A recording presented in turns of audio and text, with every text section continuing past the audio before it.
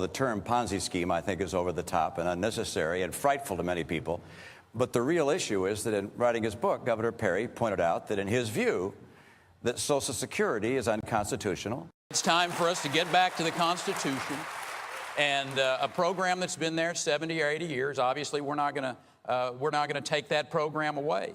But for people to stand up and support what they did in the 30s or what they're doing in the 2010s is not appropriate for America. But the question is, do you still believe that Social Security should be ended as a federal program, as you did 6 months ago when your book came out, and return to the states? Or do you want to retreat from that? I think we ought to have a conversation. We're having that right now, Governor. Yes, sir. If you'll let me we're finish, running for president. I'll finish this conversation.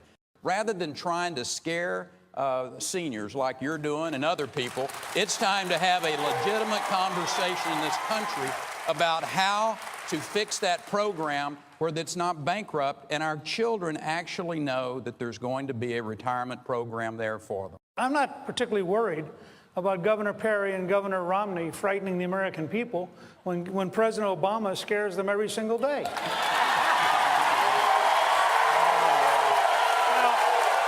At the end of the day, this was about trying to stop a cancer and giving the parental option to opt out of that. And at the end of the day, you may criticize me about the way that I went about it, but at the end of the day, I am always going to err on the side of life. I just wanted to add that we cannot forget that in the midst of this executive order, there was a big drug company that made millions of dollars because of this mandate. The governor's former chief of staff was the chief lobbyist for this drug company. The drug company gave thousands of dollars in political donations to the governor, and this is just flat out wrong.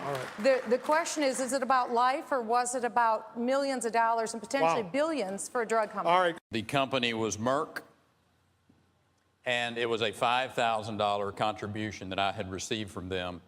I raised about $30 million, and if you're saying that I can be bought for $5,000, I'm offended.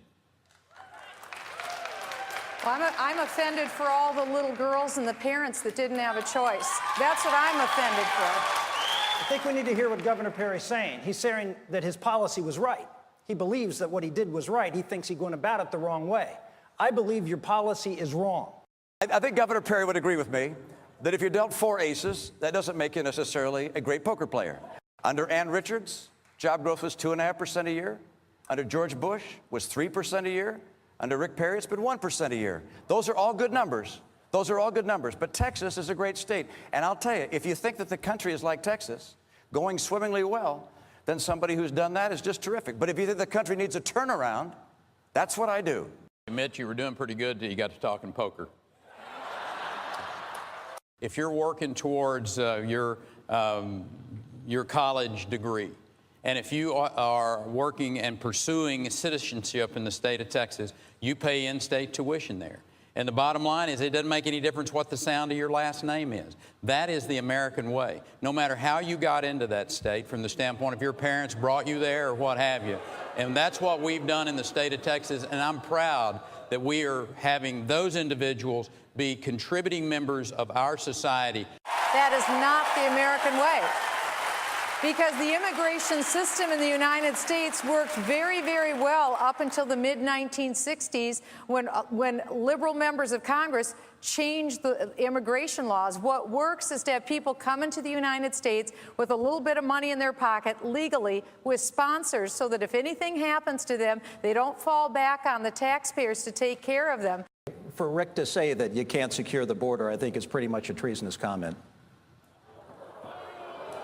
I didn't hear that. Did you hear that? Rick, you know, we can secure the border.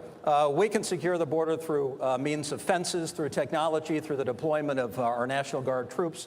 We can get it done. The question began by saying, how do we attract Latino voters? And the answer is by telling them what they know in their heart, which is they or their ancestors did not come here for a handout. If they came for a handout, they'd be voting for Democrats. They came here for opportunity and freedom, and that's what we represent, and that's why we'll win